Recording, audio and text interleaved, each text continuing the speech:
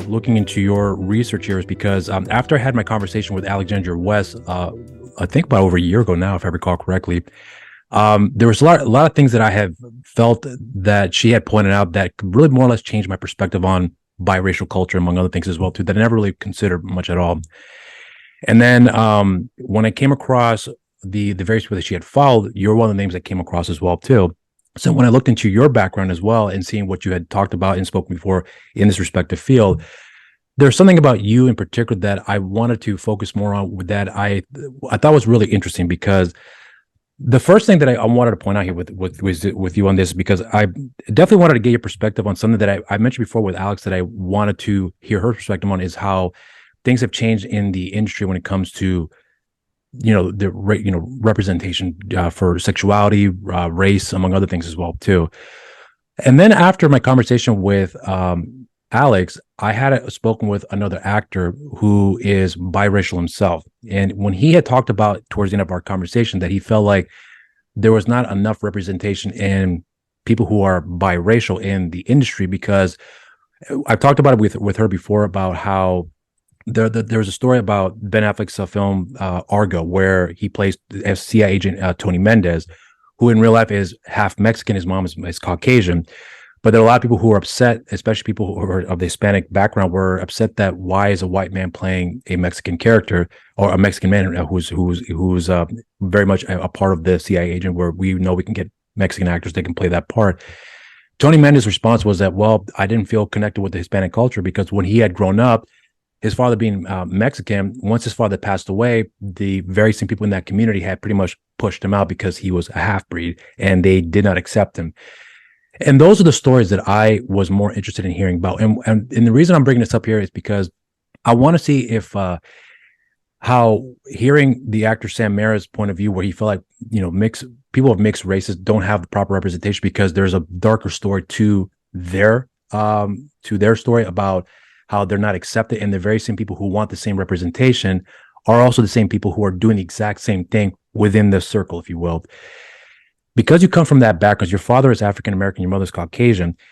I wanted to see your perspective on those comments and how you felt that how the tides have turned in terms of representation, where I have opinions on the matter that I think it's a good thing, but I'm wondering how authentic it is when it comes to those standards that are in place now here. So it is a elongated question, but I wanted to get your perspective on that. So if you don't mind just starting off more towards about how the criticisms when it comes to people of color that want these representations, but the same people are also them doing the same thing with other people who are not full-blooded as themselves, that are ousting these people of those mixed backgrounds as well too. And I want to get your perspective on that and how that could translate in film, and if it's going to have the same positive impact as things are going now, where people of color are getting represented, but maybe not so much when it comes to those types of stories that are in fact actually happening here. So curious to hear your perspective on that. Yeah, so lots of thoughts. So Yeah. I guess, kind of broadly speaking, as you said, I'm biracially identified. My dad's Black, my mom's white. Obviously, I'm very white presenting. So my own experience being mixed is Yeah. that of privilege, right? I get to walk into spaces. People don't know that I'm a fourth generation descendant of a slave, right? And so these conversations of where you fit in or don't fit in is probably the most common things that we study in our lab regarding being biracial, and people constantly kind of being border police, right? On, well, you're not Black enough or Latino enough or Right. whatever enough, right? And so this is the constant finding we always have, is this needing to belong, is this human fundamental experience, regardless of how you may racially or ethnically identify. We all just want to belong and be seen on TV or on Netflix or whatever the case may be. Right. And so these issues of representation, I think, are really, really critical, because so much research shows that if you can't see yourself in X position, that limits your, motivation to apply for certain jobs, aspire to be president in the United States. This is why it was such a big deal when Barack Obama was elected, because he was the first not white person Right. to ever be in that position of power. So the same thing with media, is not seeing yourself in these spaces creates backlash with all kinds of identity complex issues. For the mixed race community, though, in particular, what I think is tricky is they're not always seen as being biracial when they're cast as being monoracial characters in TV shows. And so this brings up issues of colorism and light skin bias and privilege. And so there's kind of this push and take within media, I think, on trying to increase representation, but then who gets cast for which roles, the role that skin tone, speaking certain heritage languages, right? Whether that's present or absent in media, and highlighting those ethnic heritages are things that I'm not sure the media has a uniquely kind of, I guess, unified support for what they're supposed to be doing. And so what I see a lot in the media right now is people being cast for certain roles and they're not fitting into X background, or they don't look enough of X, right? And it brings up these other issues of representation. And so it's a losing battle in a lot of ways, and that you're never going to have the perfect person cast. But 100%, if you have a film about someone who is Latino, you should be probably trying to cast someone who is Latino for that role, right? So being aware of those platforms that you're giving actors who already have plenty of acting opportunities, but putting forth a little more effort, right? And thinking through, well, who is someone who actually is representative of this cultural background? We see the same things, you know, with Glee, those television shows earlier, right? On casting people actually with disabilities, members of the LGBTQ community, right? People pretending to be transgender, right? For these amazing film roles. And that's the backlash that I think gets the most press right now in the media, of who we cast and why we casted them, and how this pushes back onto issues of colorism and other building up privilege, right? And giving people speaking opportunities who have already had the history of speaking in those positions. So now, because you know there has been a shift in when it comes to hiring the right people to tell those respective stories. I mean, you have, you know, Ryan Murphy's a big example where he's hiring more people that of those respective backgrounds to be able to tell those stories in an effective manner that it does provide an authenticity behind it as well. The part that the part that I'm kind of critical of, and I'm curious here about your perspective on that, is because I mentioned before in the email, which I didn't delve too much into here because I wanted to bring this out further, because I felt like I had conversation with various other people on the show about that perspective of the industry where representation is coming out. You know, I work with, you know, in the channel that I work with, everyone it has a background of some, you know, mixed race, African American sexuality, whatever the case may be. Everyone has these backgrounds, and they all do things that they want to voice on. It's really important for them. But I'm more in a position where I feel like I think what my biggest criticism when it comes to the entertainment industry about the representation here is not necessarily about doing right for this, you know, those respective communities, but it's more about, are they really doing it for the reasons for, like, you know, let's get the best actor for the part, and if they happen to be transgender, then we'll work around that to fit the story, so that way we can tell the story effectively. But now we can, you know, we can use their gender as a way to be a part of the story rather than it being the focus of the story, if you will. Because the thing that I'm starting to notice here too is that it seems like there's a lot of check marks that has to be made whenever it comes to meeting certain criteria, which I'm not saying is a bad thing, but I'm wondering if the intentions for having to meet those check marks are coming from a point where, like, let's tell a good story first, and then we'll put the right people involved. And if they happen to be these respective backgrounds, then we'll fit into the story as long as it's done effectively. But it seems like the criteria are first, and then we'll tell the story that fits to those criteria. That's kind of what it looks like to me. That's my critique about that. But I'm wondering if you picked up on that for yourself, if you've seen some sort of adjustments that are made, and if those adjustments are made for more or less the right reasons, if you will. Yeah, so there's lots of motivations, right? I mean, whether you have a script already written for something, you have a part in mind, but then you get this actor or actress, right, who maybe fits a different identity, that script writer or producer, right, has to make a big decision at that point. And that decision usually comes down to money, right? Like, how much money and time is it going to cost me to change the script, to change the narrative, right? And I think that's where a lot of these issues of representation end up falling flat is, well, if it's going to cost me too much money, this is an industry, right? I'm here to make a profit. And so I think that's where we see a lot of the push and pull, in my opinion. I think one example, you know, Meghan Markle, who's been in the media a lot lately as one of these outspoken, biracially identified people, obviously with the royal family and all of those things. For me, the reason why I've always been a fan of her, even before she married into the royal family, when she was cast on the show Suits, she wasn't cast because of her biracial background. She was cast just to be another character on that show. But it was really important to her for that character to be known on the show as being mixed race, right? And so that wasn't originally part of the script. But the producers of Suits said, okay, well, we really want Meghan Markle to be on the show, so I guess we'll figure out a way to put in her dad into the show, make sure that everyone knows she's mixed, right? And so to me, that was one of those opportunities that an actor has, right? If you really want your view, your identities showcased in a film or a show or whatever the case may be, and that's important to you, Yeah. you should be speaking up in those opportunities as a way to motivate those producers to change those narratives and dialogues, right? Once you have the role, then you're in the power seat, right? And I don't think we see enough of that, where actors actually have more power than I think they do in those roles once they're casted. And so that's something that I always think about a lot. We have new shows like Mixed-ish, right? Yeah. Mixed reviews, no pun intended on that, right? On when Yeah. it came out, on which audiences it was speaking to versus not. And I think one thing that I say a lot with stuff that I study, my own existence, right, is being mixed, you're never going to be liked by everyone, right? People have this view that being biracial is going to solve all of our racial problems in America, and that's definitely not the case, right? We are not bridging between racial groups. We're not going to solve all of our racial problems that we have. And it's because we as humans, we just like putting people into boxes. And when you can't put someone neatly into a box, it messes up our brain because we fundamentally just want to categorize people. So when you're more than one thing, our brains literally don't have enough energy to process that. And so I think that's the other notion, this effort or money, right, that comes in and limits the entertainment industry's abilities to sometimes change the narrative in ways that might benefit both parties. Do you think that well, okay, so here's an example I'm going to bring up here, because there's a part of me.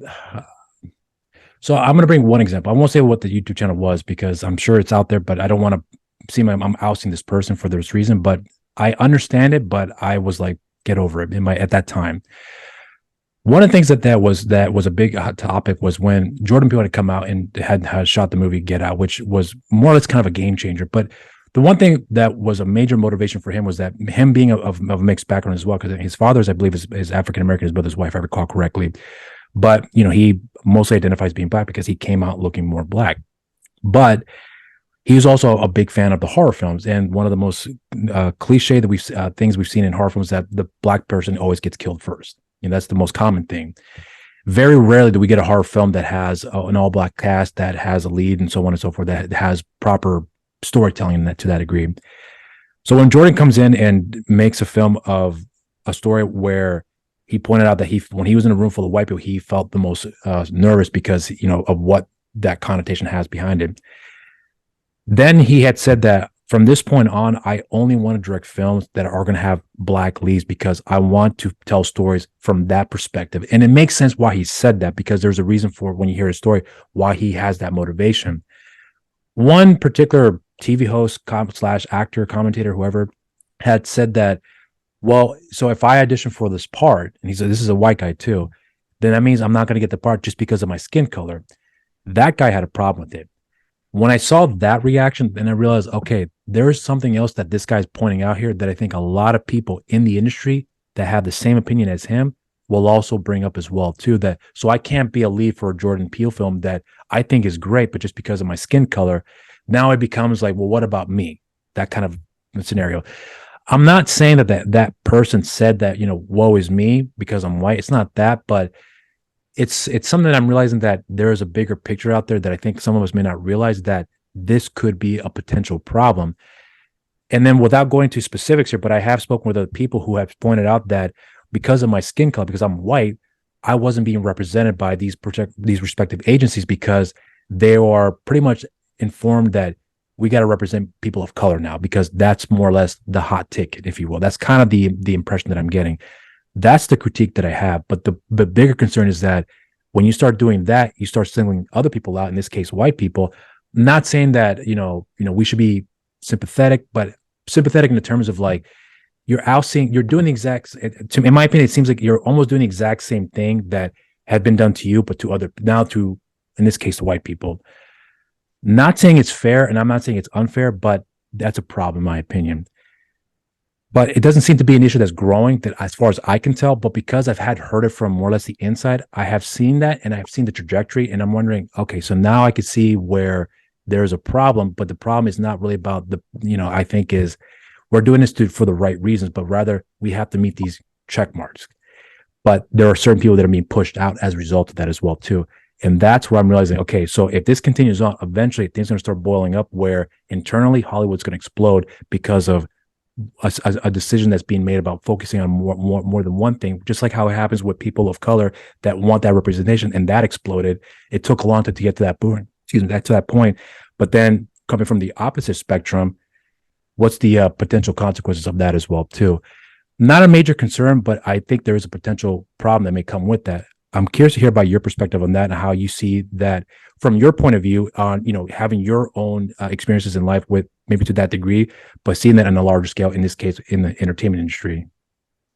Yeah. So, I mean, I think we see the same thing in psychology research all the time, right? And what psychology really would argue is as our norms are shifting, as the United States in particular is becoming more racially and ethnically diverse, right? The recent census data is showing white people are becoming a numerical minority, right? And that fact alone is freaking a lot of white people out, right? It's weird. And the reason why this is happening from a psychology angle is because when you are a high status group member, so a white male actor in the field, right, who's maybe very well known, when you're high status and your ability to get a job, maintain that status is threatened, psychology argues that you usually do one of two things. You either push people away, you become mean, you became more exclusionary, right? Because you want to protect your status quo, right? You want to maintain where you are on the top, getting those top acting roles.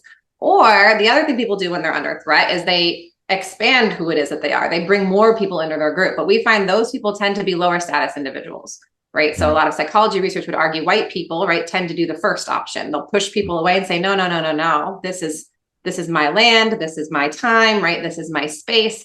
And so it becomes this threat of resources, right? And I think that's the exact same thing we're seeing in the entertainment industry. Issues of affirmative action with college admissions decisions, hiring practices, the DEI world is all shifting to highlight racial and ethnic minorities now. And some white people, not all of them, right? It's definitely not the case of all white people, but some white people are feeling particularly threatened about their opportunities to get jobs, get into college, whatever the case may be. And this is just a simple, basic psychological fact that when you have conflict between groups, there's a resource at stake. And that resource is success in this case, monetary values, getting those roles. Right. And so it's really just a matter of how you view your status and how it is you want to maintain that. And so I think we're seeing the same rhetoric through all the different fields right now as the US is becoming more and more diverse.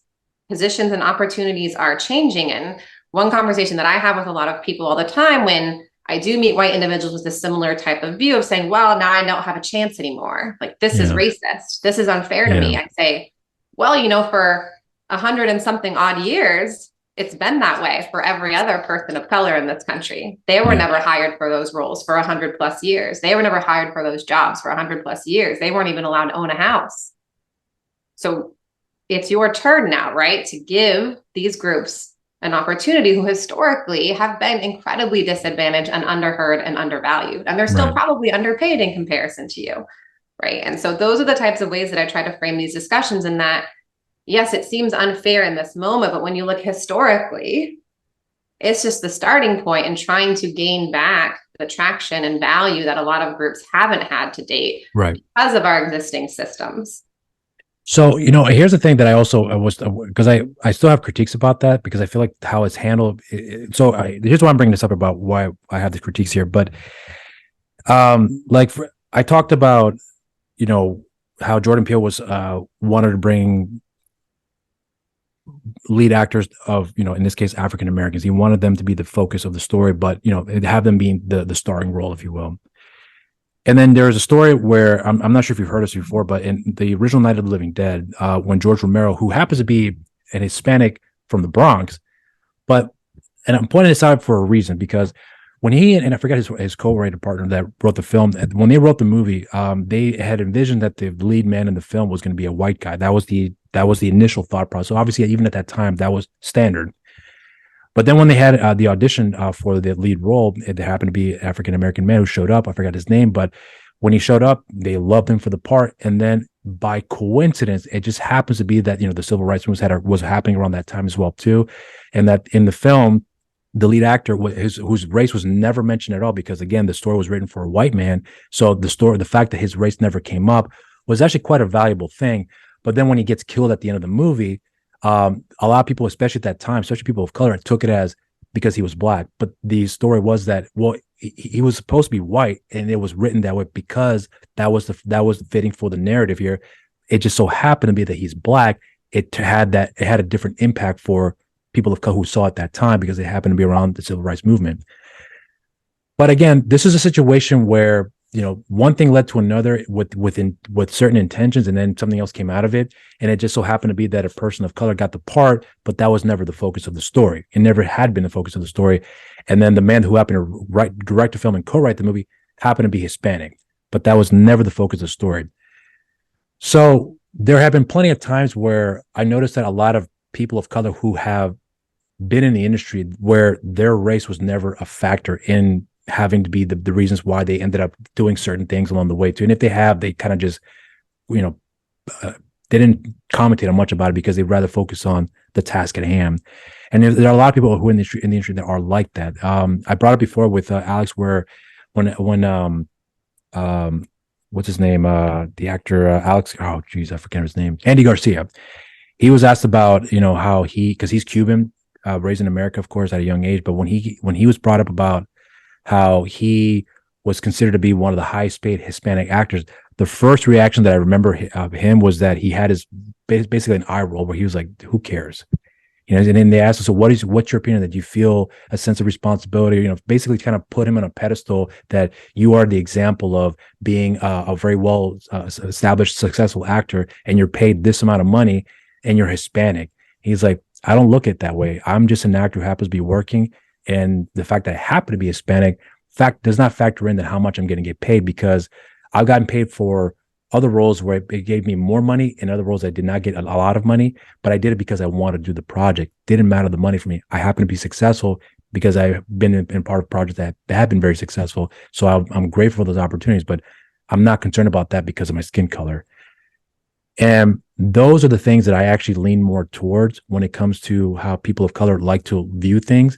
And that's where my critique comes in about how people have these expectations, especially people within my community as well, too, where there's a lot of critiques about that, where there's not enough of Mexicans being represented. There are tons of Mexican films out there that come out that are very well done that you have not even seen yourself or even support as well, too. So who you want to criticize? So when it comes to hearing those stories from those respective people in the industry, do you have a perception about how they conduct themselves in those fields where they don't focus on the race, they don't focus on the skin color, but they focus on the task at hand? And it just so happens that the people who are involved with the project are people of color or various sexual backgrounds, and they happen to tell a good story. And that was the focus that they were intending on here.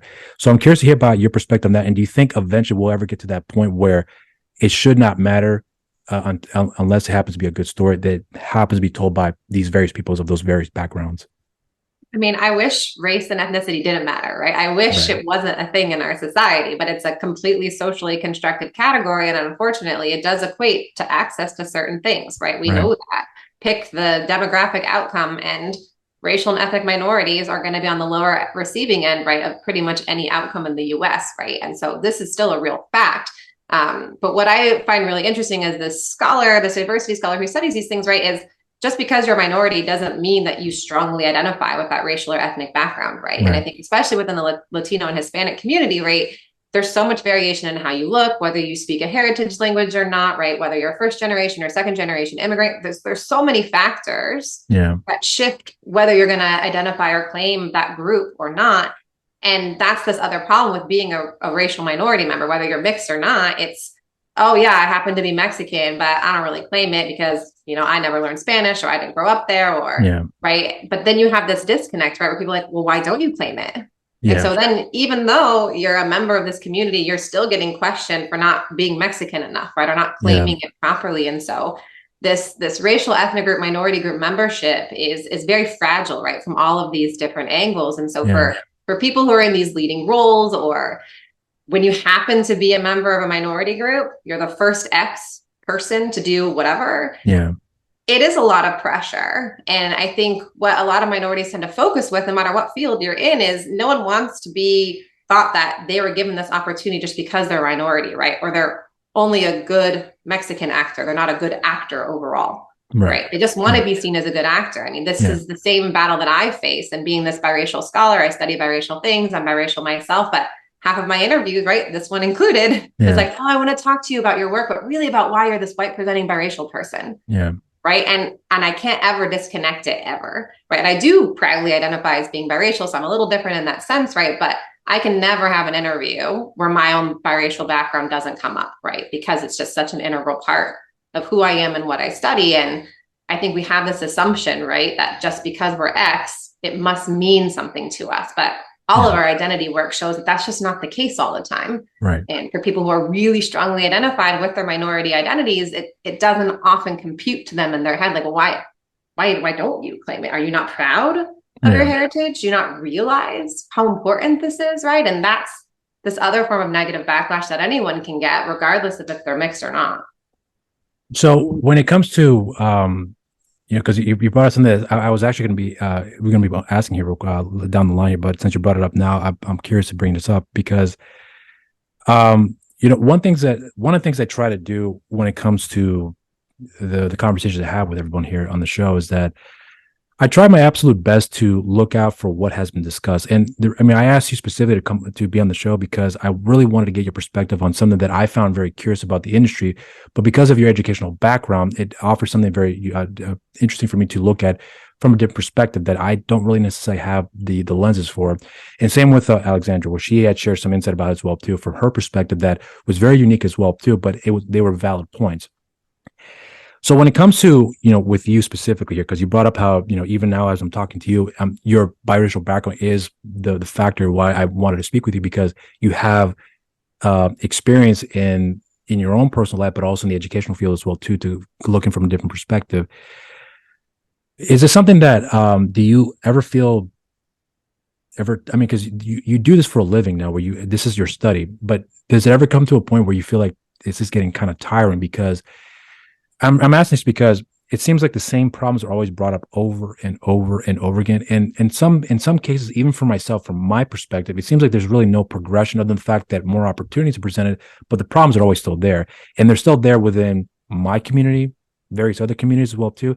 And the problems that are there within each of those respective communities are all exactly the same. There's nothing really uniquely different about them. It's just perspective that's more than anything else, especially individual perspective, where when you actually speak with somebody one-on-one, in a group, they come off different, but individually, they have a different point of view, and their real opinion comes out more likely. So when it comes to you having to deal with this, in this case, on a full-time basis, and me bringing this up in a conversation with you to get your perspective on things, does that ever get a little tiring for yourself along the way to having to bring it up constantly? I think yes and no, right? I think, for me, like growing up biracial and looking so white, my life was already exhausting the entire time, right? So I was a party game for half of my friends growing up. Oh, guess what race she is? I bet you won't ever guess. So, people would quiz me on how many rap artists I could name to prove my blackness, right? Growing up, right? So I think being a mixed kid is hard regardless of if you study it or not, right? Because you're constantly going to be questioned pretty much every day of your life. And for me, becoming a researcher, getting this faculty position at Duke, right? I recently was awarded tenure, actually, which I'm super excited about. Oh, congrats. Thank you. They can't fire me now. It's but it's reassuring, right? That my existence is validated, right? And so I think it wasn't until I got this amazing faculty position, I run my own lab, I get to research biracial and bicultural populations, right? I get to ask the questions that I want to do. And getting tenure means people actually care about that. And so for me, it's tiring in a lot of ways. And then I'm constantly this, voice of representation. There's not that many minority faculty in my department, right? And so I'm constantly meeting with every student of color, regardless of what their racial background is, to talk with them about issues, right, they're facing on our campus or whatever the case may be. All of that is exhausting, but I also view it as a point of privilege for me to be able to provide a sense of space, right? Sorry, my dog is barking. Okay. A sense of space for those students, right, to talk with me about what those issues are. And I get to be that person of representation for them, right? I get to be that example that opens a door for them or gives them a resource that they weren't aware of, right? And so for me, that's what gets me out of bed every day. Is it's tiring and exhausting in a lot of ways to hear the same issues happening over and over and over again. But if we don't keep fighting, if we don't keep helping these students or helping actors or whatever the case may be, the systems are never going to change, right? And so that's really what keeps me in this field, is to just make sure that I'm doing my part in opening students' eyes in the classroom, getting them to think differently about their biases. But yeah, it does get exhausting where every interview request, it's like, we want to talk to you about looking white, but being black, or Yeah. why did you marry a white man? Like, why didn't you marry a black man? Right. There's always Yeah. these questions that I'm like, can we just talk about my science and what I do, right? In Right. relation to, I guess, some of the actors, right, that you're bringing up earlier, like it shouldn't just be about my background. It should be about what my science is actually showing. And I think that for me is probably the more tiring component. Yeah. But I am what I am. So here we are. Well, so here's what I wanted to ask you about this, because you talked about how you spoke with various students that have mixed backgrounds, that you mentioned just now about how they're being treated at school. When it comes to that side of listening to the stories, not that I'm asking you to delve into to the stories, but I'm curious about what's the most common thing that you hear from everybody when they come in about their experiences walking onto the campus. Where are you experiencing any sort of hurdles that are presenting you right now that you're having a tough time dealing with it? Because I'm assuming that it varies across the board for everybody, but when it comes to what the most common thing is, and if you notice that if it's common here, and then your experiences for your own life and then various other people you know of a mixed background, is it consistent across the board, where that there's an ongoing issue that has yet to be dealt with here, and we got to find what that solution is going to be for those hurdles that everyone's going through right now. Yeah, so I think regardless of what campus I've been on, right, I give talks all over the country, right, and I always meet with every mixed student, right, wherever I go. It's like, oh, the biracial scholar is here. Let's go talk with her about my life and why it's so hard, right? I think that the universal experience, if I were to say there one, is this belonging issue, right? Is every mixed person, regardless of what their background may be, Asian, Latino, Black, white, whatever, all of them are like, I'm not enough of X to fit into this group in college. Right. If a college campus doesn't have a mixed race student group, they feel like they're not Latino enough to be in the Hispanic heritage group. They don't speak, a language well enough to be in another group on campus. Right. And so there's always this questioning of identity denial experiences is what I think is the most universal. They've all had someone somewhere, whether it's a close friend or even parts of their family. I just gave a training session to faculty, and what I ended up telling them is usually when students are struggling, we say, oh, go to your family, right? Get some emotional support from your family, people who are really close to you. But for mixed race and multicultural kids, your family is not always the strongest or safest place for you to go. Yeah. My own parents, when they got married, half of them on both sides didn't want anything to do with me and my brother, right? Because they didn't believe in interracial marriage at the time. And so half of my family on the white and the Black side, I've still never met to this day, right? Because my parents decided, well, then I guess they'll just never meet you because we're going to keep you in safe spaces. And so there's always going to be this pushback, even from family. And so I think that's something else that's really unique about being multicultural or multiracial, is we don't have the same support systems in finding safe spaces on our college campuses. And so I think that's, for me, the most common thing that I deal with students is helping them find their voice, helping them find where they fit in on campus, which I think is the same thing we see regardless of the industry or setting that a mixed person may be in. So what do you tell them, and how to, I mean, you kind of touched upon it before, but is there a solution you guys are trying to come up with here to, in your research that you're finding, to be able to come up with a coping mechanism? Because again, if someone is coming back home and they don't have that support system, be their immediate family or extended family, or even to some cases lack of friends, what's the solution you guys are looking at to be able to kind of use as the gateway to be able to get down to a path where they don't fall into more or less a destructive lifestyle because of their lack of support that they have at home, or maybe into some cases here at school? So what do you guys offer in that respect to be able to give them some sort of support system? Yeah, so for any racial or ethnic group, mixed race people tend to report the highest rates of social exclusion, not highest rates of discrimination, right? Monoracial, monoethnic minorities, Black and Latinos in particular, right, report way higher rates of discrimination. But from social exclusion, mixed race people are way higher across the board on those types of encounters. So the one major thing that I tend to talk about with students all the time is figuring out a coping mechanism that will work for them, right? Because pretty much daily, weekly, right, you're getting questioned by someone somewhere. So you have to figure out what you can do for you first, right? To cope in those encounters. And for me, being questioned about my Blackness, right? I literally carry around a family photo in my wallet every day of my life. And so when someone questions me, I'm like, here you go. This is my family. And then you see people look at it and they're like, oh yeah, you do have your dad's eyes. I'm like, you don't really think that. You're just saying that now because I've shown you proof, Yeah. right? Proof in a sense that this is who I am, and stop questioning my family, right? So I really try and encourage students to figure out whatever their coping mechanism is. That's a healthy choice for coping in those instances, can go a long way in maintaining your self-esteem, right? Building up your self-compassion for yourself, and trying to build up a stronger sense of who it is that you are. And I remind them that your identity is yours, right? It's no one else's. It is your identity. And you're always going to have people that are going to question it. But as long as you maintain control over that identity, over that space, then you're in good shape, because who cares if other people question what your identity is? It's your identity for you and you only. There's a movie that, because you happen to bring up something that for some reason reminded me of this, where one of my favorite, because I'm a big fan of Mark Wahlberg, but one of my favorite movies, my favorite Mark Wahlberg film that he has in his filmography is Four Brothers, which is a remake of a John Wayne movie. I think it was called The Sons of Kitty Elder.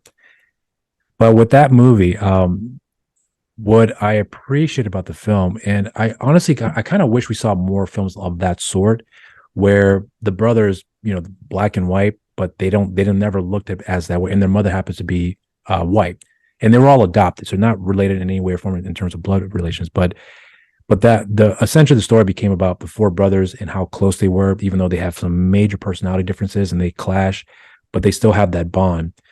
And it worked very well for the narrative, even though it was an exaggerated narrative, but it still worked very fitting for the story. But I do remember when I was watching the film, I was thinking, why can't we get more stories like this? Not because, they just happen to be brothers that are black and white. It's not that, but stories where we can tell a universal story where you can throw in an Asian person in there and it will still have the same effect, so long as the actors are very good, of course, but it will still have the same impact, I believe, despite the racial background. But I noticed though that, I talked with, I forgot who I spoke with here. I'm forgetting names here right now, but I pointed out before about how you have films that come out that have a huge impact in the industry, like Crazy Rich Asians is an example of that, Joy Luck Club, and Mariachi when it came out back in '93. And I remember when I saw that movie, that was the first time I remember I saw a film where, because I grew up watching action movies, and Stallone, Schwarzenegger, those were the guys that I were fans of, and still am to this day. But when I saw El Mariachi, I remember I had a preconceived notion it's not gonna look very good. But when I saw the film, it blew me away. Where I was like, this guy looked like one of my uncles. This guy looked like one of my neighbors. And it was an action film starring the everyday looking Hispanic guy. I was like, I want to see more of that. Not because it was just Hispanic, but just because it was the reality that the film brought, because it showed the everyday looking man doing these extraordinary things. And I wanted to see that. It just so happened that it was an Hispanic man. I thought, I'd love to see more of these stories. But then you have these years spaced out where then you have another landmark film of that sort that does have an impact. Then we don't get another for another 5, 6, 7 years, maybe 10 years. And I forgot who it was who I spoke with here, because I'm remembering the conversation. But when I had brought that to this one person, they said, well, it's also the market as well too, because the people who are behind the scenes realize, okay, this is the once in a blue moon films that does have that impact, but we can't rely on that being the consistent thing that people are going to want to gravitate to, because Crazy Rich Asians came out a couple of years ago and we are still yet to see a sequel. I'm not saying that we are deserved a sequel, but I'm saying that because that film did so well, why can't we get more films of this sort where we can tell various stories of various cultures and get their perspective? You have My Big Fat Greek Wedding. I forgot what was another film too that came around the same time as well. But you have these incredible stories, but they're so far in between. And yet when they do come out, they have a major impact, but you don't hear of these stories again down the line. So the reason I'm bringing this up is because there's a coping mechanism that I gathered when I saw El Mariachi. And then when I saw Four Brothers, I was like, I love this. I want to see more of this. And I can only imagine of a person of a mixed background who may have a brother who looks more white or more darker than he does, and they have that same relationship because it's a universal story. And they may have thought, I love this movie because I connect with the story, but I also connect with because on a personal level, that's my life as well too. And then 10 years later, you get another story like that, but by that point, the person's moved on, and who knows if that movie stuck with them, but life has moved on and very things occurred along the way where the landscape has changed a great deal. So this is kind of a long question what I'm trying to point out here, but what I'm curious about is your perspective on how you have these landmark moments in film and how it has an impact in culture, in entertainment, in people's lives in general, where they're happy to see these movies, but then it's quieted for a long period of time. And I'm wondering about if you have a perspective on how, if you look at a movie like Crazy Rich Asians, where Henry Golding is a mixed background. His father's white. I forgot what his mother's Asian background is, but that's a keen example of a mixed person in a lead role in an Asian film, and it's done beautifully. So I'm sure someone who saw that movie thought, I can identify with that guy because I know what that feels like, and I love the fact that he's accepted in this culture here, where he's not questioned for his authenticity or his membership skills or whatever the case may be, and how it could have had an impact on that person there. So again, long question, but I'm curious to hear your perspective on that. Why you think we have these films so spaced out far in between, and the impact that it could have had on somebody that watches it, but we have to wait for long for the next one to have that same impact, if not more, with the next turnaround that comes around here. Yeah, I think it's again, it gets back to resources, right? I think because our norms in the entertainment industry aren't to always have these stories focused on minority cultural backgrounds or family. That's not the norm, right? We have all these white dominated films, white family stories and structures, right? And we could have 1 billion of those films in 1 year and no one would question it. But when you have a film like Crazy Rich Asians, which features this entire Asian cast, right? That's not our norm.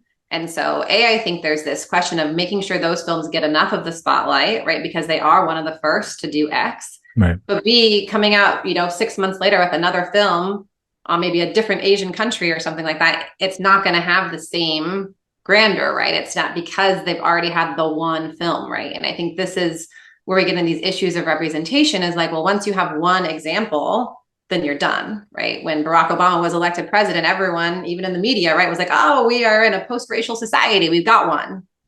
Yeah. If you have one, yeah, it makes it harder. I mean, you set the stage for there to be a sequel or whatever the case may be, but there's a certain precedence, right? And I don't think we're yet in a space where having a bunch of films all featuring all families or communities of color is necessarily our norm yet in the industry. I think people are trying to get there, Jordan Peele and others, as you've already brought up, but we're still not in that space, right? I mean, a couple of years ago, we had hashtag Oscars so white, right? Trending all over.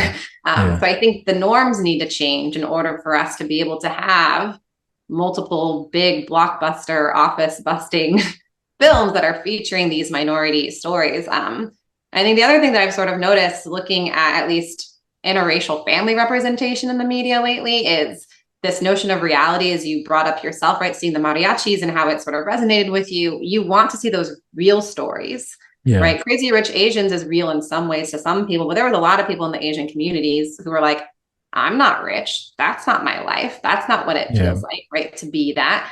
And so this question of, is some representation, even if it's stereotypical or just a microcosm of one subgroup, better than no representation at all? And I think those are the questions that also come up with every film or TV show, right, that's released, where it has a new lead, whatever character for the first time, and trying to decide how much space do we give groups? And it's, again, this notion of resources that everyone is competing against.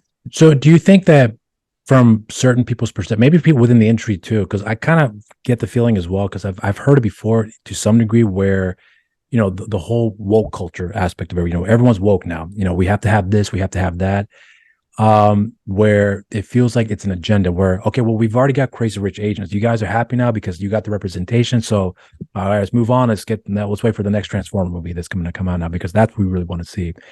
There's a little bit of that I've kind of picked up, not so much lately, but I have heard it before. So do you feel like there's still kind of that preconceived notion that there's an agenda out there where the representation is more or less like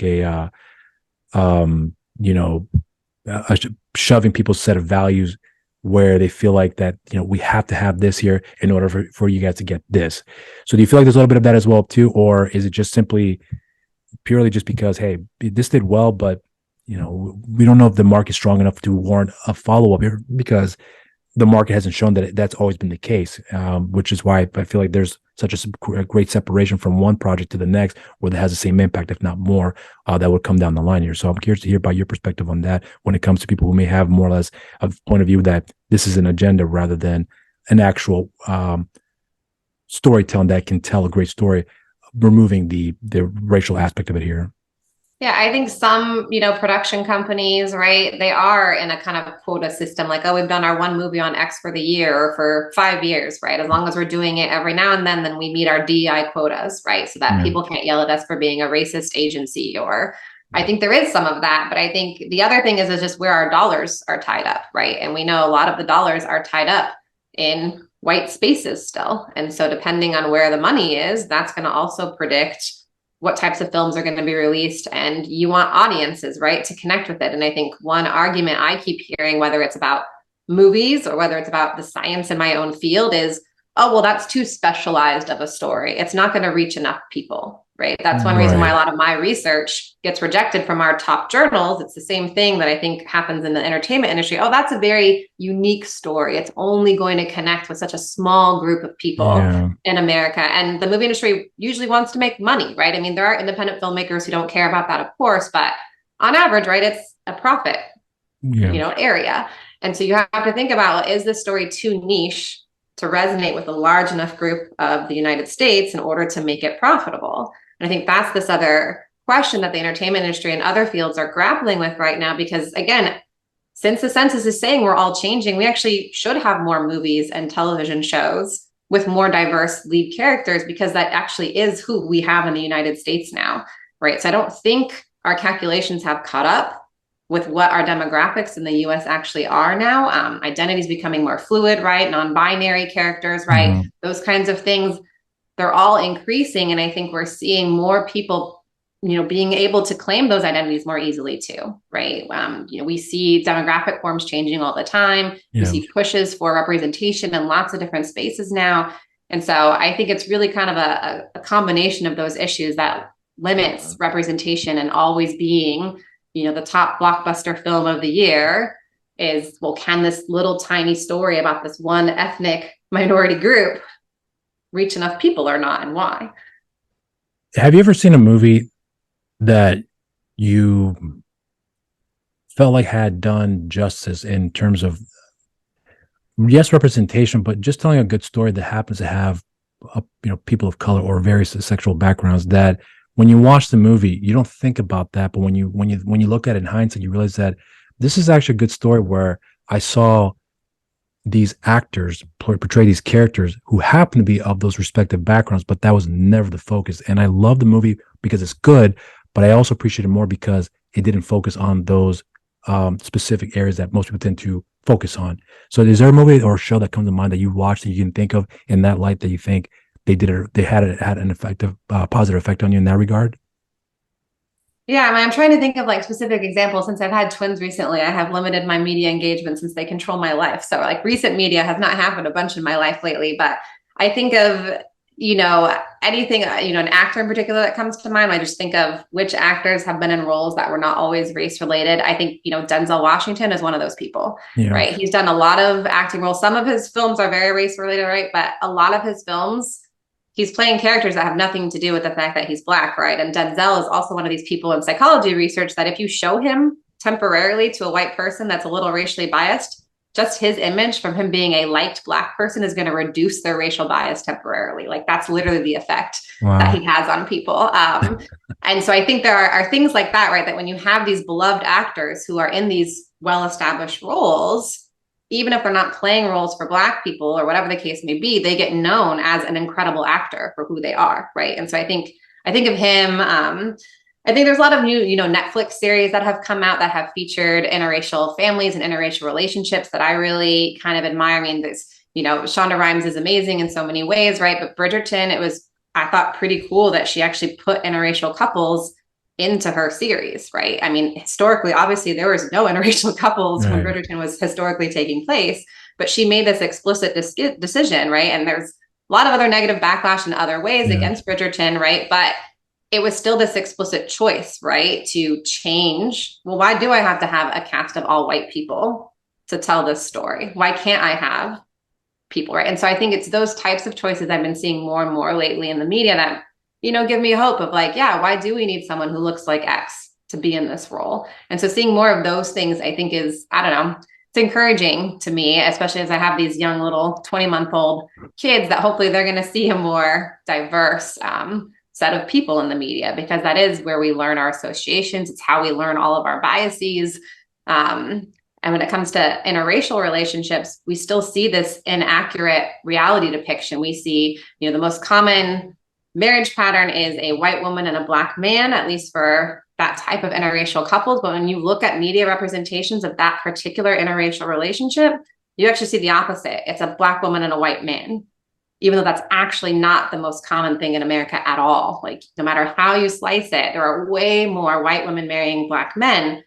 But it gets back to this status perception on the entertainment industry and others, right? The society as a whole in the US, we're more comfortable seeing a white man, right, in these roles rather than a Black man. So we're still seeing this difficulty in status and perceptions and representation, but I'm given at least a little bit of hope with some of these newer shows that are at least trying out new things, even if not everyone loves it, but no one's ever all going to love something you do when it comes to diversity work.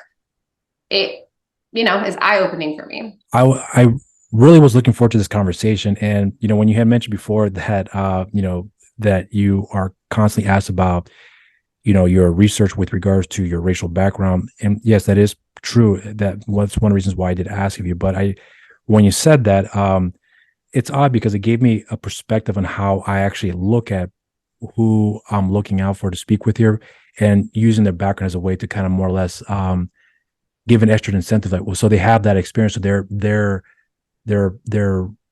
experiences in life and their experiences in their education and the research they're doing does have a certain weight behind it, because they come from a perspective that you have from a personal, and then you have an educational background too, that can certainly fit and answer some questions that I may hopefully ask would be rather interesting. But it definitely gave me a perspective on how I look at certain things on the way when it comes to, let me talk to this person because of this. And when you said that earlier, a part of me felt like, I probably should have been more careful, because I didn't want to give the impression that,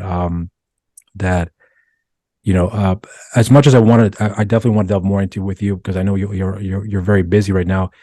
That was, I say these things about why I want to speak with you as a gateway, but in reality, I always intend on want to expand a little bit further about other things that I can delve into as well too, because as much as I've learned a lot about you as a person from the various interviews you've done in the past, it has been pretty on point with what you just said before, where I'm hearing more or less the same thing. So I was hoping that this would more or less kind of expand on other areas to get your perspective, that hopefully I could get a different perspective from you, and then learn more about you along the way. But due to time, unfortunately, we weren't able to expand those areas that I really wanted to delve into here too. So I'm hoping somewhere down the line, if you're able to, I would love to have this conversation again, but go a little bit further here, because this was just more or less the tip of the iceberg for me, but it was a gateway to kind of delve into other areas that I really want to expand on here. But with that being said, though, I do want to say thank you for giving me your time to speak with me on this here, because there was a lot that you had shared with me that I did certainly take from you. But I was wondering if there's anything in particular you want to say in closing with regards to anything you would like people to be on the lookout here for, that we may have delved into here, or something else that you're working on as well too, that, because I know you have various studies that you're looking on as well, that people can, because I'll make sure I have the links in the description down below for them to look into your research here, and they can delve more into about what it is you're trying to accomplish here. But is there anything in particular that you would like to bring a light here, that you would like people to look out here for anyone that may want to look into your research and delve into with what you're trying to accomplish here? Yeah, I mean, first I would say, I am a proud me searcher, right? So again, you're like, oh, I'm sorry I invited you and brought up your identity or whatever, but like, I am a me searcher, right? I study what I study because of my lived experience, right? So I don't think it's a bad thing. Right. And I think it's important for people who are members of minority groups to study those things, or to write those scripts for those movies or TV shows, right? Because if you're not a member of one of these minority groups, you might not have the right lens, right? You might not have the right lived experience to create that reality that we need to see on screen, right? The same approach I use in research, right? If I'm researching a group, so I'm not Latino identified, but I have a number of grad students who are, I've never studied Latino experiences until I had someone on my research team who was a member of that community, right? To make sure that we're asking things inappropriate ways that are culturally sensitive, right? So those are things that I think should be practiced in any field. So that's just one, I guess, caveat to you not hopefully feeling offended when I was like, oh, you invited me because I'm very. Oh no, I wasn't offended at all. I was hoping that that this would not be another boring conversation for you. Is what I'm trying to imply. Oh Here, yeah, so. no. I love talking about media representation and things like that. And you asked, what we're doing in our lab right now. I mean, we do have a couple studies right now with for kids and families. So if anyone watching or listening has any kids who identify as biracial, multicultural, we're looking across a couple different age groups. We also have a study for Latino kids right now, looking at how they're sort of all learning about what their racial and ethnic identities are. It's an online Zoom study, so anyone can participate from anywhere in the US. Please shoot us an email. We're happy to get you involved, just because I think, again, these stories and understanding why some people claim these identities and why some people don't is really critical for us to create a better merged nation of people that actually like to talk to each other across group lines. Since there's too much hate, in my opinion. All right. So on that note, for the cameras, I want to say thank you again, and I appreciate you giving me the time. And hopefully until next time, we get to have a conversation that will go a little longer here. But until then, thank you again, and cheers to you. Thanks for having me. Okay. So